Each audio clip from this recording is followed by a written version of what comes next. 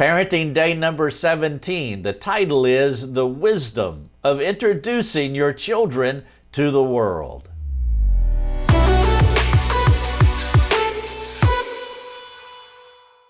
Hello everyone, Rick Thomas here. This is Parenting Devotion Day number 17. I trust you will watch the entire series. There are 31 devotions altogether. In this one here, I want to talk about the wisdom of introducing your children to the world. Did you know the little people in your home will only be in your home for a nanosecond? They'll probably spend 90% of their lives outside of your parental jurisdiction.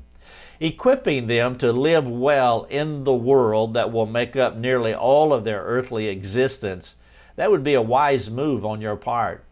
In Proverbs 22:6, it says this, "Train up a child in the way he should go.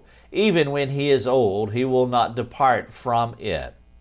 Appropriately introducing them to their future culture will benefit them today and tomorrow. Now, when I say introducing your children to the world, I'm not talking about teaching them how to curse, how to drink beer, how to watch porn, how to smoke cigarettes, and other sin-festive things that our culture loves to do.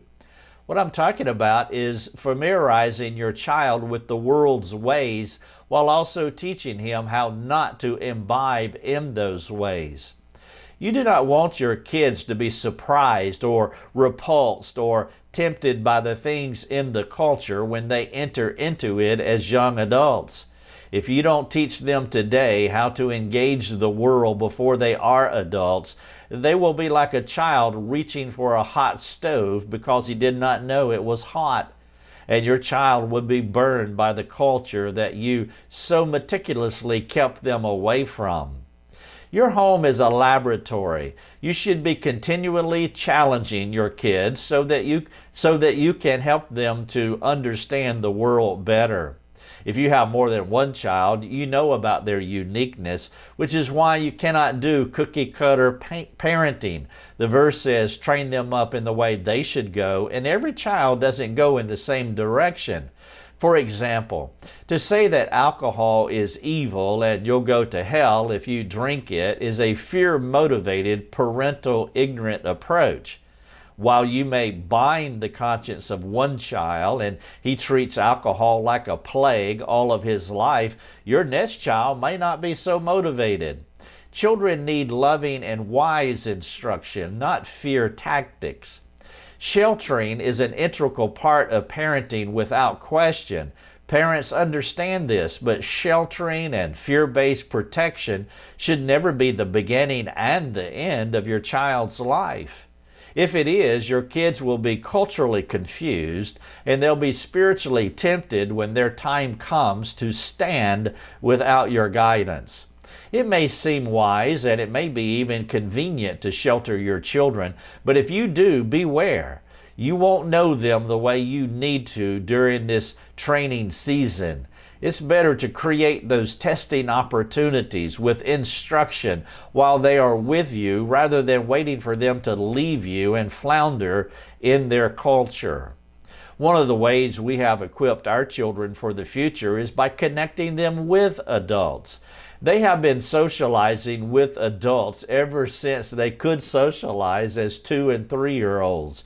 We strategically and appropriately gave them a few adults to play with while they were young. They have always been around adults. You see, children, they naturally gravitate to their kind, to kids, to their own peer group. Like fish to water, they loved other kids. We had to be intentional by connecting them with older, bigger, wiser people.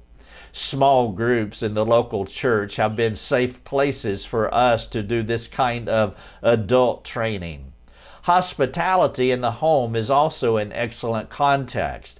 Now, there are other ways to bring the world into your laboratory so that you can teach your children how to live in the world.